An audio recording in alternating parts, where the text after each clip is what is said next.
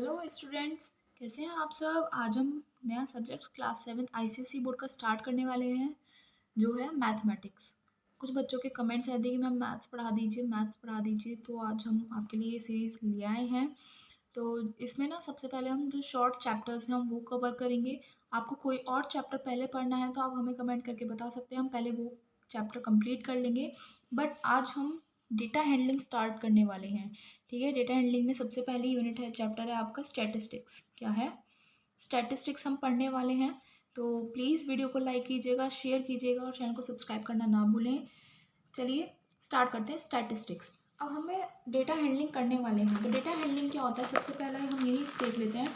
Data handling में ना आपके पास न्यूमेरिकल डेटा होता है, उसे आपको हैंडल करना होता है। हैंडल मीन्स यानी पकड़ना है नहीं। डेटा जो है आपके पास, जो भी न्यूमेरिकल डेटा है यानी कि नंबर्स की फॉर्म में जो भी डेटा होगा, उसे आपको कुछ उसमें क्या करना होगा, आपको उसे क्लासीफाई करना है, एनालिसिस करना होता है उसका। वो सब हम देखेंगे कि ऐसे किस तरीके से हम डेटा को हैंडल कर सकते हैं। मान लीजिए आपको बहुत सारे नंबर्स दे दिए, तो आप उसे कैसे हैंडल करेंगे, है ना। जैसे 1, फिर 5, फिर 9, फिर 2, फिर 3, ऐसे बहुत सारे नंबर्स दे दिए, तो उसे डेटा को हैंडल करने के तरीके को हम बोलते हैं डेटा हैंडलिंग। तो हम सबसे पहला चैप्टर जो है इसका स्टैटिस्टिक्स वो पढ़ने वाले हैं। ये हमारी यूनिट है डेटा हैंडलिंग। ठीक है, और इसमें फर्स्ट चैप्टर है स्टैटिस्टिक्स, हम वो पढ़ेंगे। स्टैटिस्टिक्स क्या होता है, हमारे पास न्यूमेरिकल इन्फॉर्मेशन होती है ना। उस न्यूमेरिकल इन्फॉर्मेशन को हम क्या बोलते हैं गाइस? डेटा बोलते हैं। क्या बोलते हैं? डेटा बोलते हैं। न्यूमेरिकल इन्फो को हम बोलते हैं डेटा। ठीक है, तो उस डेटा को यूज़ करके, अगर हमारे पास प्रॉपर डेटा है तो उस डेटा को हम यूज़ करके बहुत सारी चीज़ों की स्टडी कर सकते हैं, बहुत सारी चीज़ों की। जैसे पॉपुलेशन साइज़ है ना, लेवल ऑफ एम्प्लॉयमेंट है, या फिर एजुकेशन का जो स्टैंडर्ड है, उन सभी किसी भी चीज़ को हम स्टडी कर सकते हैं with the help of data, है ना। अब एक बार आपने डेटा को कलेक्ट कर लिया, ठीक है, सबसे पहले आप के पास न्यूमेरिकल डेटा होता है। ठीक है, क्या होता है आपका पास? न्यूमेरिकल डेटा हो गया। उसके बाद आप क्या करते हो? कलेक्शन करते हो डेटा का। ठीक है, कलेक्शन होने के बाद उसे आपको क्लासीफाई करना पड़ता है, उसको क्लासिफिकेशन उसके करने पड़ते हैं। क्या? क्लासिफिकेशन। क्लासिफिकेशन के बाद फिर आपको उसे एनालाइज करना पड़ता है। एनालाइज में उसे एग्जामाइन करना पड़ता है, उसे पूरे डेटा को चेक करना पड़ता है, और उसके बाद आप उसे इंटरप्रेट करते हो। इंटरप्रेट में एक्सप्लेन करने की कोशिश करते हो उसे आप। फिर उसके बाद आप कंक्लूजन पर आते हो कि हमारा ये इसका कंक्लूजन है। समझ में आया? तो आपके पास न्यूमेरिकल डेटा होता है, उसे आप कलेक्ट करते हो, क्लासीफाई करते हो, एनालाइज करते हो। एनालाइज में चेक करते हो, ठीक है। क्लासीफाई में ग्रुप्स में या कैटेगरीज में डिवाइड करते हो आप, और इंटरप्रेट करते हो यानी कि उसे आप एक्सप्लेन करते हो, है ना। या मीनिंग्स हैं इनके ये। और कंक्लूजन में क्या होता है आपका? आपका रिजल्ट, या रिजल्ट प्रिपेयर करते हो आप। ठीक है, तो ये होता है आपका क्या? स्टैटिस्टिक्स। तो मैथ्स की वो ब्रांच, तो स्टैटिस्टिक्स क्या होता है हम ये देखते हैं। Branch of maths. मैथ्स में भी ना आपकी बहुत सारी अलग अलग तरह की ब्रांच होती हैं, जिसमें हम स्टडीज़ करते हैं अलग अलग तरह के टॉपिक्स। तो math, branch of maths which deals with, जो डील करती है, यानी कि उसमें हम क्या क्या स्टडी क्या करते हैं, which deals with collection. What? Collection, collect करना किसी भी चीज़ को। देन क्लासिफिकेशन, ठीक है, यानी कि ग्रुपिंग करना उसकी। एनालाइज करना, एनालिसिस यानी कि चेकिंग करना उसकी। फिर क्या करते हैं आप? इंटरप्रिटेशन करते हैं। क्या? इंटरप्रिटेशन करते हैं किस चीज़ का? न्यूमेरिकल डेटा का। न्यूमेरिकल डेटा का जिस ब्रांच में हम कलेक्शन करते हैं, क्लासिफिकेशन करते हैं, एनालिसिस करते हैं, इंटरप्रिटेशन करते हैं, उसे हम बोलते हैं स्टैटिस्टिक्स। क्या बोलते हैं? स्टैटिस्टिक्स। आई होप आपको स्टैटिस्टिक्स समझ में आया क्या होता है। अगर नहीं आया तो फिर से रिवाइंड करके देख लीजिए। कुछ डाउट है तो आप हमसे कमेंट सेक्शन में पूछ सकते हैं। ठीक है, सिंपल है, अभी हम आगे पढ़ेंगे तो आपको समझ में आ जाएगा। तो इसके हम सभी स्टेप्स पढ़ेंगे वन बाय वन। डेटा तो आपको ऑलरेडी दिया जाएगा, कलेक्शन तो आपके पास होगा डेटा का ऑलरेडी। आपको क्लासिफिकेशन सीखना है डेटा का, आप क्लासिफिकेशन कैसे करते हैं, तो वही हमारा टॉपिक है, क्लासिफिकेशन ऑफ डेटा। क्या? क्लासिफिकेशन ऑफ डेटा, जो भी आपको कुछ डेटा दे दिया उसे आप क्लासीफाई कैसे करेंगे, ठीक है। तो डेटा को आपको क्लासीफाई करना पड़ता है, या फिर अरेंज बोल सकते हैं आप, क्लासीफाई या फिर अरेंजमेंट ऑफ डेटा, ठीक है। तो डेटा दो तरह का होता है, एक होता है आपका रॉ डेटा, ठीक है, और एक होता है आपका एरेड डेटा। क्या? एरेड डेटा। रॉ डेटा को आप अनक्लासिफाइड डेटा भी बोल सकते हो। क्या बोल सकते हो? Unclassified data. और एरेड डेटा को आप क्लासिफाइड डेटा बोल सकते हो। तो दोनों सेम वर्ड्स हैं, आप ध्यान रखना, ठीक है। ज़्यादातर आपको रॉ डेटा और एरेड डेटा देगा, क्योंकि इससे तो आप इजीली पता लगा सकते हो। समझ में आया? रॉ डेटा और एरेड डेटा। अब हम ये पढ़ेंगे रॉ डेटा और एरेड डेटा क्या होता है। तो वो डेटा जो सिस्टमेटिकली अरेंज्ड नहीं होता। क्या? Not arranged systematically. Systematically arrange नहीं है तो क्या है? आपका रॉ डेटा है। एंड सिस्टमेटिकली ये वाला अरेंज रहता है, सिस्टमेटिकली अरेंज्ड रहता है। ओके, थोड़ी बहुत मिस्टेक हो सकती है, उसे इग्नोर कीजिएगा। तो अब हम आगे देखते हैं रॉ डेटा और एरेड डेटा को एग्जाम्पल के थ्रू समझेंगे हम। देखिए, रॉ डेटा में क्या है, आपको यहाँ पर एक टेबल दी गई है जिसमें हम देख रहे हैं marks obtain bye students of class 7th in maths exam. Maths का एग्जाम हुआ है 7th क्लास के स्टूडेंट्स का।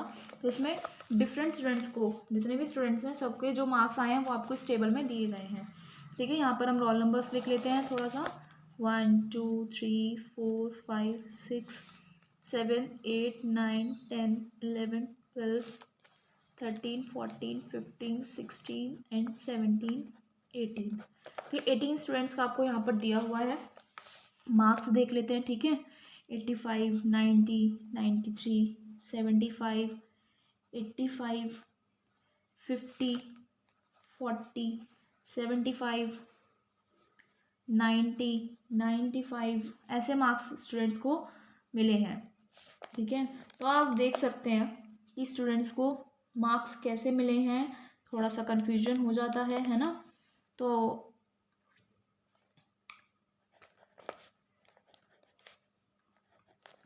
ये हमने सारे मार्क्स लिख लिए, 18 स्टूडेंट्स के इस तरह से मार्क्स आए हैं मैथ्स के एग्जाम में।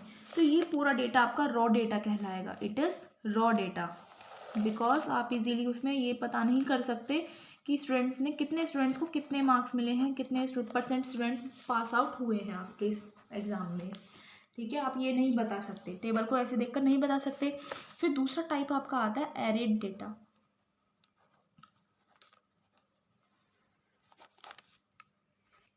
एरेड डेटा में आपको डेटा अरेंज करना होता है। डेटा अरेंज्ड इन असेंडिंग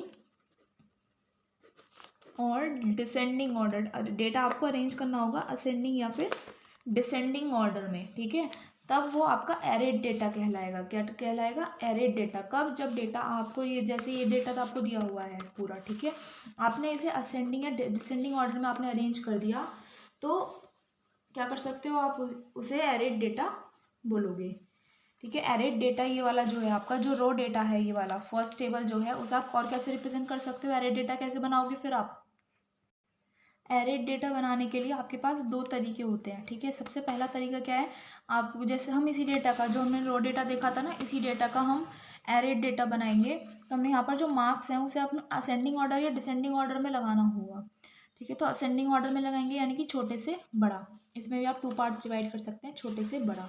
तो छोटे से बड़ा देखिए अब कौन सा है सबसे छोटा इसमें से, देख रहे हैं ना, 25 है। 10 मत कह देना या 1 कह दो कभी, ये रोल नंबर्स हैं, ठीक है। मार्क्स बताने, आपको मार्क्स ऑब्टेन लिखा है ना नीचे, तो 25 आपका सबसे छोटा है। तो 25 लिखा आपने, क्या लिखा? 25। अब 25 कितनी बार है देखो, 25 मार्क्स कितनी बार है बच्चों के, देखो यहाँ पे, इसमें भी नहीं है, यहाँ पर ये रहा 2, ठीक है। 2 टाइम्स है बच्चों के 25 मार्क्स। तो आपको 2 टाइम्स ही यहाँ पर लिखना होगा असेंडिंग ऑर्डर में, ठीक है। आप स्किप नहीं कर सकते हो, ऐसे ही आपको पूरा ऑर्डर बनाना होगा। तो ऐसे ही जल्दी से कर लेते हैं। तो हमने सारे मार्क्स जितने भी बच्चों को मिले थे वो हमने असेंडिंग ऑर्डर में लिख लिए, ठीक है। असेंडिंग ऑर्डर यानी कि छोटे से बड़ा। तो आपको यहाँ पर स्किप नहीं करना है कि 25 आपने एक बार ही लिख दिया, लेकिन जितने बच्चों के जितनी बार आए हैं ठीक है, जितने बच्चों के आए हैं सभी के आपको अलग अलग लिखना है। तो ये आपका एक तरीका ये हो गया। ठीक है, अब आप देख सकते हैं ये रॉ डेटा कितना अलग अलग रहा है और ये अरेड डेटा कितना अलग है। अब इसी डेटा को आप एक और तरीके से आप रिप्रेजेंट कर सकते हो। उसमें आप क्या करेंगे, मार्क्स ऑब्टेन लिखेंगे यहाँ पर। ठीक है, एमओ मीन्स मार्क्स ऑब्टेन। फिर उसके बाद यहाँ पर लिखेंगे नंबर ऑफ स्टूडेंट्स, कि नंबर ऑफ स्टूडेंट्स। यहाँ पर भी आप मार्क्स उसी ऑर्डर में लिखेंगे। ठीक है, इंक्रीजिंग ऑर्डर में ही आपको लिखना है। यहाँ पर आप डबल टाइम्स नहीं लिखेंगे, यहाँ पर आपको सिंगल टाइम्स लिखना है। फिर देखना आप क्या करेंगे, 25, 40, 50, 75, 79, 80, 85, 90, 92, 93 एंड 95। ये आपने मार्क्स लिख लिए स्टूडेंट्स के। जितने बच्चों को जितने जितने मार्क्स मिले थे आपने वो लिख लिए, बट आपको एक एक बार ही लिखना है, यहाँ पर आपको रिपीट नहीं करना है। फिर नंबर ऑफ स्टूडेंट्स, आपको यहाँ पर फ्रीक्वेंसी लिखनी है कि कितने बच्चों को 25 मार्क्स मिले। इसके अकॉर्डिंग आप देख सकते हैं यहाँ पर 2 स्टूडेंट्स को मिले तो आपने नंबर ऑफ स्टूडेंट्स 2 लिख दिया। 40 मिला 1 को, 50 भी 1 बच्चे को मिला, 75 3 स्टूडेंट्स को मिले हैं, 79 1 स्टूडेंट को मिले हैं, 80 1, 85 2, 90 2, 92 1, 93 का 3, 95 का 1। तो ये आपने फ्रीक्वेंसी लिख दी। तो इससे ज़्यादा आप, ये अच्छा लग रहा है ना, इससे आप इजीली, आपको अच्छा डेटा समझ में आ रहा है कि जो आपने रॉ डेटा दिया था आपको प्रिसाइज इन्फॉर्मेशन मिल रही है इससे, और ज़्यादा एक्यूरेट इन्फॉर्मेशन मिल रही है ना। तो आपने देखा ये डेटा कितना बिखरा हुआ सा लग रहा था, अनक्लासिफाइड लग रहा था, लेकिन आपने यहाँ पर क्लासीफाई कर दिया। तो आप मुझे खुद बताइए, टेबल 1 आपकी ये वाली बेटर है या फिर आपको टेबल 2 ज़्यादा अच्छी लगी? ठीक है, ज़रूर बताइएगा कमेंट करके, टेबल 2 से ज़्यादा आपको अच्छी इन्फॉर्मेशन मिल रही है, टेबल 1 से ज़्यादा अच्छी इन्फॉर्मेशन मिल रही है। तो आप, आई होप आपको क्लासीफाई करना आ गया है, रॉ डेटा और एरेड डेटा क्या होता है और किस तरह से आप उसे अरेंज कर सकते हैं। ठीक है, एरेड डेटा में याद रखना है आपको, जो भी डेटा है आप उसे असेंडिंग या डिसेंडिंग ऑर्डर में ही अरेंज करेंगे। ओके, अब हमारा नया वर्ड आता है फ्रीक्वेंसी। क्या होता है? ठीक है, तो कोई भी पर्टिकुलर आइटम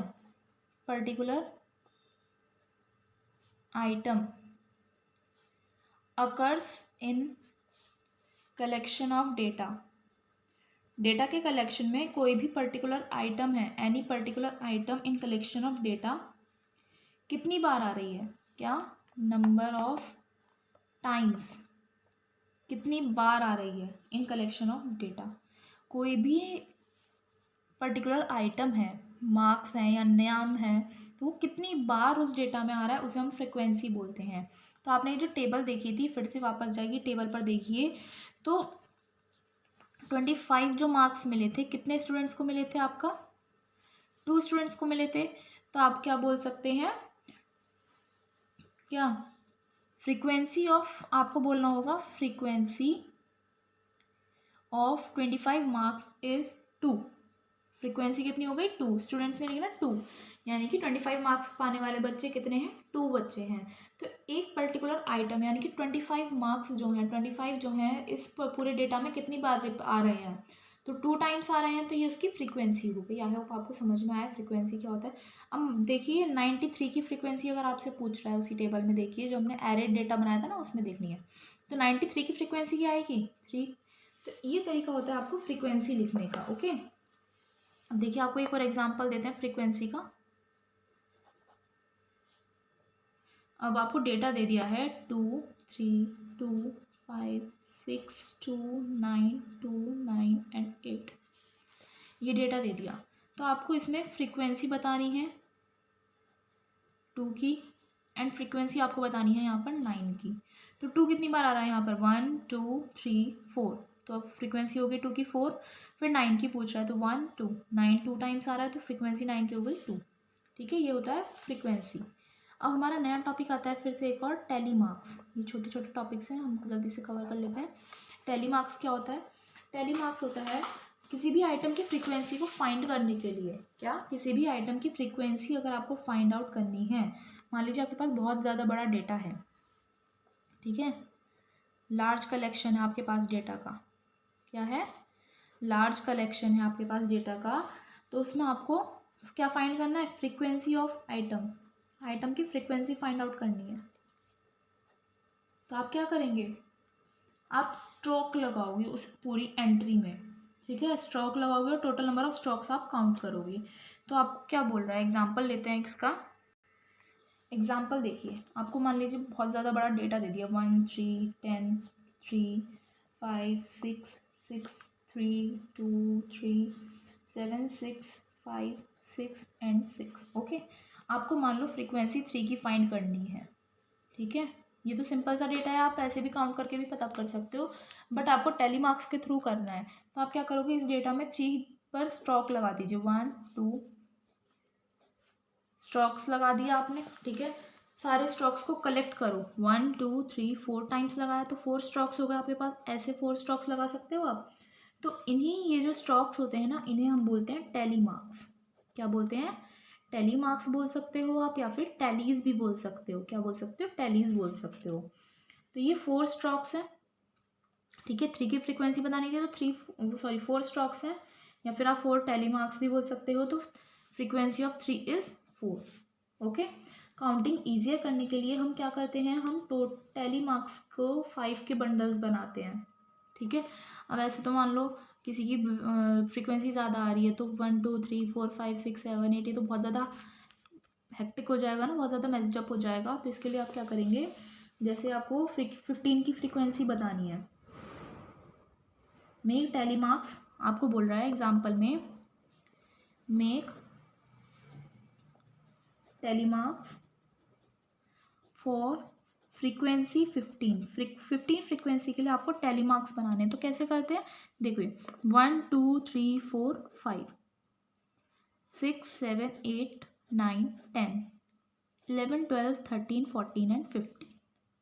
ठीक है, यानी कि आपको 4 स्ट्रोक्स ऐसे लगाने होते हैं और 5th स्ट्रोक आपको ऐसे लगाना होता है, जैसे हम बंडल बनाना होता है तो बांध देते हैं ना, जैसे किसी चीज़ को धागे से या किसी चीज़ से, तो ऐसे ही है।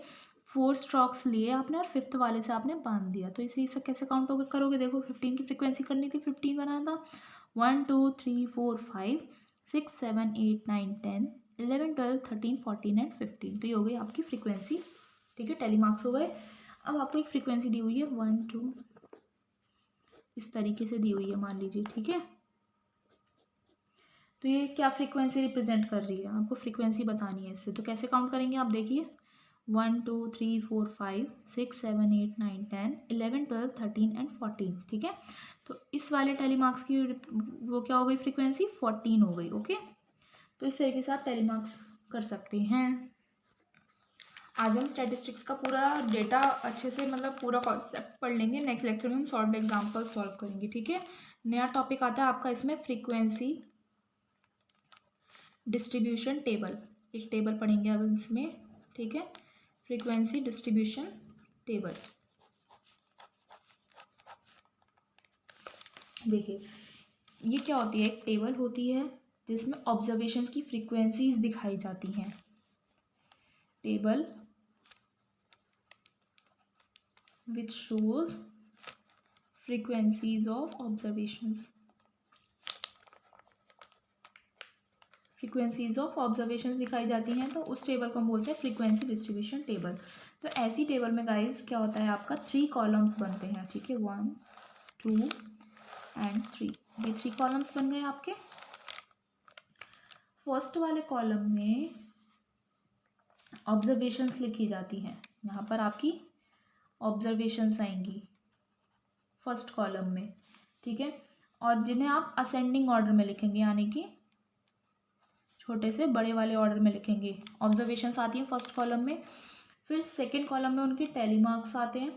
ठीक है, टेलीमार्क्स अभी हमने सीखे सेकंड कॉलम में। और थर्ड कॉलम में फ्रीक्वेंसीज आती हैं। थर्ड कॉलम में फ्रीक्वेंसीज आपको पता है, अभी पढ़ी थी हमने फ्रीक्वेंसी भी। ठीक है, कैसे निकालते हैं आपको पता है। तो अब हम एक एग्जाम्पल देखते हैं इसका भी। आपको रन्स दिए हुए हैं। ठीक है, रन्स लिख लेते हैं हम, 72 98 37 72 72 98 63 37 63 98 72 63 72 72 एंड 63। तो आपको ये रन्स दिए हुए हैं, एक क्रिकेट प्लेयर ने बनाए 15 इनिंग्स में। कितनी इनिंग्स में, 15 इनिंग्स में बनाए। तो आपको इसकी फ्रीक्वेंसी डिस्ट्रीब्यूशन टेबल बनानी है। फ्रीक्वेंसी डिस्ट्रीब्यूशन टेबल आपने अभी पढ़ी है, कैसे बनाते हैं। 3 कॉलम्स बनाइए सबसे पहले, 1 2 3। 3 कॉलम्स ड्रॉ किए आपने, ठीक है। स्केल से बनाना यहाँ पर समझाने के लिए है, इसलिए ऐसे ही कर रही हूँ मैं। तो यहाँ पर आपने सबसे पहले ऑब्जर्वेशंस लिखे। ऑब्जर्वेशंस में आपको यहाँ पर ये क्या दिया हुआ है, ऑब्जर्वेशंस में सारे ऑब्जर्वेशंस ही तो हैं। यहाँ पर आपको रन्स दिए हुए हैं, तो आप रन्स लिख सकते हैं डायरेक्टली, ऑब्जर्वेशन लिखने की जरूरत नहीं है। फिर सेकंड कॉलम आपका टेली मार्क्स का होता है। फिर फ्रीक्वेंसी। अब ऑब्जर्वेशंस जो आप देखते हैं तो वो किस में लिखी जाती है, असेंडिंग ऑर्डर में लिखी जाती है, अभी पढ़ा हमने। तो असेंडिंग ऑर्डर में लिखिए क्या क्या है। 37 है सबसे छोटा, फिर 63, फिर 72 एंड फिर 98। अब 37 देखिए कितनी बार आ रहा है, 1 2, ठीक है। कितनी बार आ रहा है, 1 2। फ्रीक्वेंसी तो लिखते हैं, तो 1 2, फ्रीक्वेंसी क्या होगा इसकी, 2। 63 कितनी टाइम्स आ रहा है, 1 2 3 4। तो 4 कैसे लिखोगे, 1 2 3 4। फ्रीक्वेंसी आप यहाँ पर 4 लिखते हैं।